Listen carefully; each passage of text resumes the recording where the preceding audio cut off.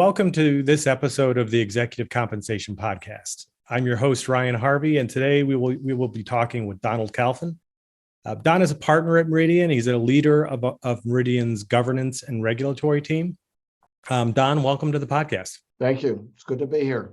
Well, the last 6 months, and Don, I know you've been very much a part of this, but the last 6 months have been particularly active on the regulatory front. And, over these last few months, it seems like the SEC has issued more regulations than we've probably seen in the last decade, or at least finalized many of those regulations. And so, we've seen the implementation of the pay for performance disclosures. We've seen new clawback requirements and even changes now to the 10b5-1 rules. And so today wanted to spend some time with you just to talk about these areas. First of all, maybe just to go through each of them and get a high level overview of what's expected and what's going to be required, but then also to talk a little bit about what we're seeing now as companies are starting to implement some of these changes and get ready for some of these changes over the coming year. So maybe we can start just with the pay for performance disclosures. These rules, of course, were finalized back in the fall. We've had a number of months now for companies to work through the disclosures, and now we're just starting to see some of those very first proxies get filed with the new pay for performance tables included. So I want to start there, and maybe Don, if you could just start by giving us the 30,000-foot description of what's required under these new PVP rules. Right, sure. And you're correct, Ryan. The SEC has been very busy. It's provided a lot of dubious gifts to corporate America that they'll have to comply with, and the pay for performance disclosure perhaps is among the most controversial of the new SEC rules. And the pay for performance disclosure, by way of background, is mandated under Dodd-Frank. The SEC was directed to write rules for companies to implement the pay for performance disclosure, which must appear in their 2023 proxy for calendar year companies. In its essence, the pay for performance disclosure requires companies to compare their executive officers' compensation actually paid, which is a new defined term by the SEC, against three specific company performance metrics. These performance metrics is company cumulative TSR, company net income, and a company selected incentive plan performance metric over a 3-year period. That will eventually be expanded to a 5-year period over the next 2 years. The notion of compensation actually paid is a newly christened concept by the SEC. And what that basically is taking an executive officer's summary compensation total pay and adjusting it for changes in fair value in their equity awards on a year-by-year basis, and also certain changes in the pension value. Now, the terminology compensation actually paid is somewhat of a misnomer and oddly named by the SEC, since compensation actually paid doesn't really reflect compensation earned or paid to executive officers. It's a mark-to-market value. It's probably closer to an accounting value and really a year-end accounting value as opposed to anything that somebody's walking home with. Right. It's more akin to realizable pay than actual pay, although eventually it is trued up in a given year, but there's a lot of realizable pay elements flowing through on a year-by-year basis, which may never actually be realized. So it is a theoretical value. That is correct. Yeah, and I know, I've seen with some of the companies that we've worked with some unusual outcomes. Probably one of the more common ones I'm seeing show up is having a large negative number in a particular year for compensation actually paid, which just doesn't really make a lot of intuitive sense. In addition to that, any other kind of unusual outcomes, or are you seeing that show up now and then, those negative numbers? Right. The greatest anomalous outcome is this notion of negative compensation, which obviously is not intuitive. And that results from principally significant decline in share price, because equity awards, obviously their value is tied to share price. And if share price has precipitously declined, when you mark those awards to fair value, it results in potentially large negative compensation amounts. In some instances, we've seen negative compensation amounts in excess of 10, 20, even $30 million in a given year. And then the following year, it might pop up to a $20 million positive number. So there could be significant volatility year over year in these compensation numbers. Yeah, yeah.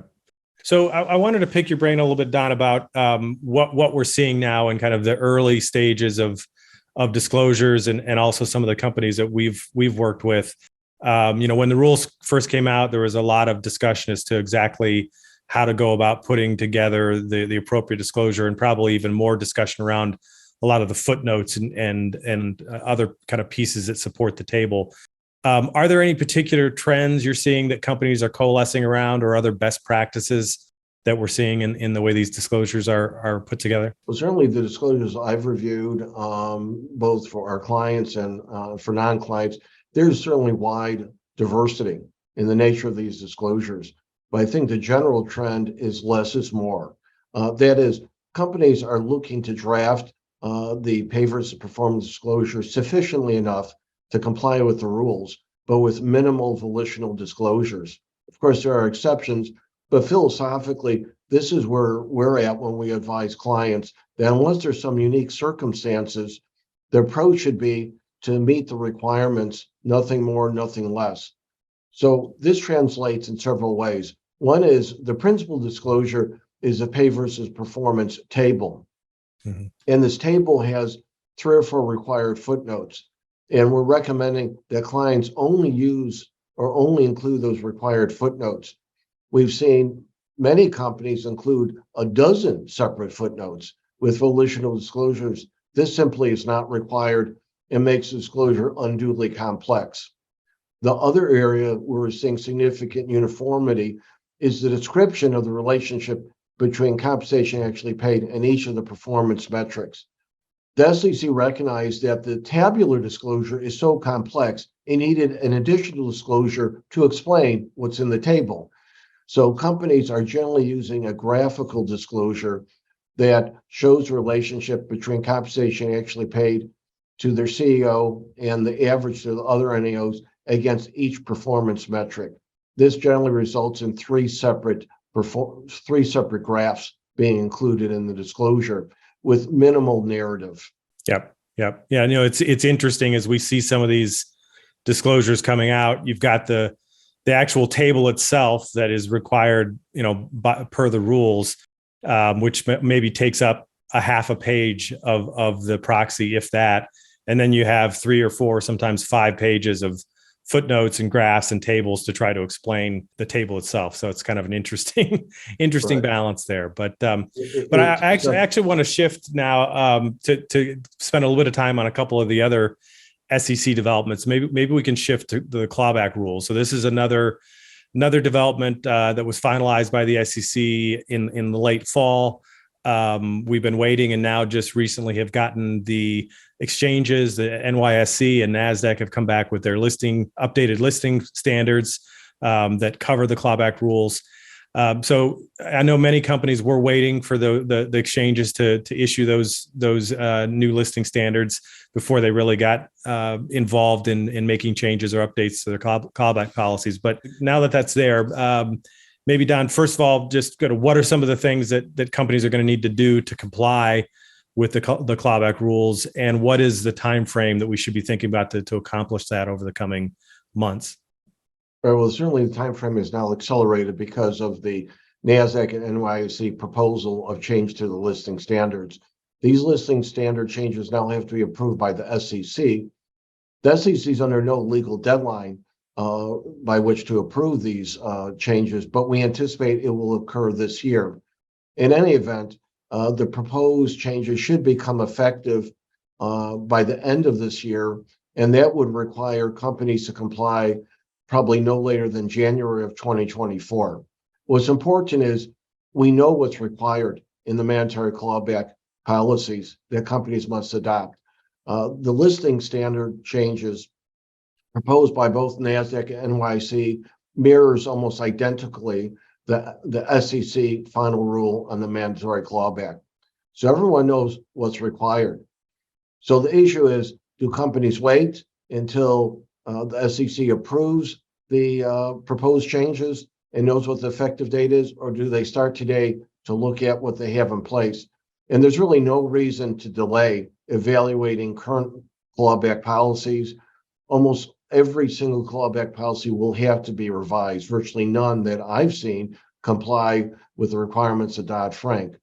So companies should start inventorying what they have in place and really start the drafting process. Obviously, they wouldn't adopt any changes to their policies until required to do so, which, as I mentioned, could be as late as early next year. But certainly the time is ripe to start looking at a company's clawback policies and making the necessary revisions. Yeah. What's your thinking as far as how these will get implemented? Do you think most companies are going to create a more of an umbrella single clawback policy, or are there going to be companies that are going to go in and try to just make individual clawback rules within individual incentives? Of course, most companies only have one or two incentive plans, but any thoughts there? Right. I think this will be a freestanding policy. Okay. Now, companies may incorporate by reference the policy into their award agreements or equity plan documents. Some already do so. I don't think that's required. The clawback policy will be mandated. So it's going to apply by operation of law to incentive awards. But I think companies will develop freestanding policies. What's tricky is where companies have existing policies that also include forfeiture provisions due to misconduct. And often these are intertwined and use similar definitions. The mandatory clawback rules will not fit easily within these type of what I call umbrella clawback forfeiture policies, and will probably have to be broken out as a separate policy. Okay. One other just question on the clawback. So with paver performance disclosures, kind of at the seemed like at the 11th hour just a few weeks ago, the SEC did provide some additional answers to questions that were being raised. Do you suspect we'll get any additional feedback from the SEC on clawback provisions in the coming months? Right. It seems unlikely. They certainly have had more than enough time. It depends perhaps on comment letters they may receive on the proposed changes in listing standards. That could potentially prompt the SEC to issue additional guidance. But as of now, it's not clear that that's going to happen. Okay. Well, why don't we shift to the third area that I wanted to chat with you about, which is 10b5-1 rules. This was a kind of the third category that the SEC provided updates and revisions to the rules around 10b5-1 plans themselves.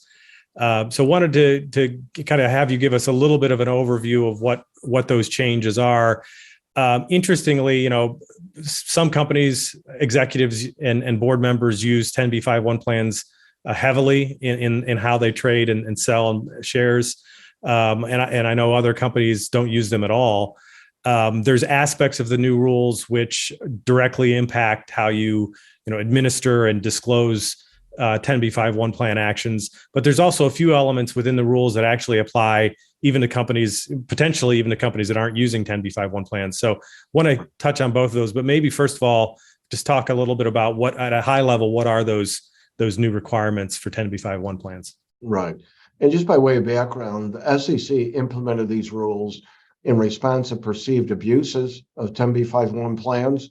And in fact, there's been some enforcement actions against a couple of companies with respect to claimed abuses in trading under 10b5-1 plans. So the SEC adopted a number of conditions that must be met for 10b5-1 plans to qualify as such. Perhaps the most important is what's called a so-called cooling off period. Prior to the rules, someone could adopt a 10b5-1 plan today and start trading tomorrow. Under the new rule, that cannot happen. If someone adopts a plan today, they must wait 90 days before they initiate the first trade. So that's perhaps the most significant new condition. Second condition is the prohibition on having overlapping plans. Prior to the change, individuals could adopt new plans literally every day or every month, and they'd be overlapping in terms of tenure. Now that is prohibited. Individuals can only maintain one plan at a time. The next involves the use of what's called single trade plans. These are plans established solely to execute a single trade, and that's it, not a program of trades over a period of time. Before the change, individuals could establish single trade plans literally every day or every week or every month. Now, insiders could only establish single trade plans once in every 12-month period.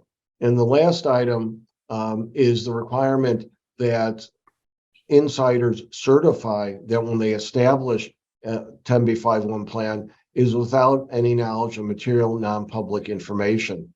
That certification was not previously required. So some new rules there for those that are using plans. What about if I'm a company that historically hasn't been using them? Are there any other aspects in these rules that I need to be aware of? Right. Well, there's new disclosure requirements. First, companies now have to disclose whether insiders maintain 10b5-1 plans, whether they've been terminated or modified as well. So that is a new requirement, and will provide a lot of information as to the prevalence of these programs. Right now, disclosure is not required. In addition, all companies will have to disclose their insider trading policies and the procedures they use to avoid insider trading from occurring. Now, most companies do disclose their insider trading policies to some degree in their proxies, but this now mandates the disclosure of insider trading policies and insider trading procedures. In addition, companies have to disclose the timing policy with respect to the grant of stock options or stock appreciation rights. Now, many companies already do this, and arguably it's required under the existing proxy rules, but this prescribes it. So now companies that grant stock options or stock appreciation rights will have to include in their proxy a discussion of how the timing of the grants is determined by the committee, compensation committee, or the full board. And what this is getting at is to cast a spotlight on whether there's some coordination between the timing of the grant of stock options and the dissemination of material non-public information. That has always been an issue with respect to stock options. And lastly, and in this regard, if an individual is granted a stock option 4 days prior to or 1 day after the disclosure of material non-public information, companies will have to provide detailed disclosure with respect to that grant. Well, thanks. Busy time for the SEC and keeping many companies busy trying to stay up to speed with compliance on these new rules. As you look over the rest of this year, Don, any other rules or any other actions that are on the horizon for the SEC that we should be aware of? Well, it's interesting to say that. It's really other agencies that we need to keep an eye on, and particularly the Federal Trade Commission has proposed a ban on non-competes. The comment period with respect to the proposals coming to an end. The FTC has become much more aggressive in the regulatory environment. So that'll be very interesting to see how that pans out, whether they cut it back or not. Although many individuals believe that this prohibition would not withstand judicial scrutiny, that remains to be seen. Well, interesting times, and thanks again, Don, for joining us today. And I'm sure we'll be keeping a close eye on all of these issues as they continue to develop. Happy to be here, Ryan. All righty, thanks.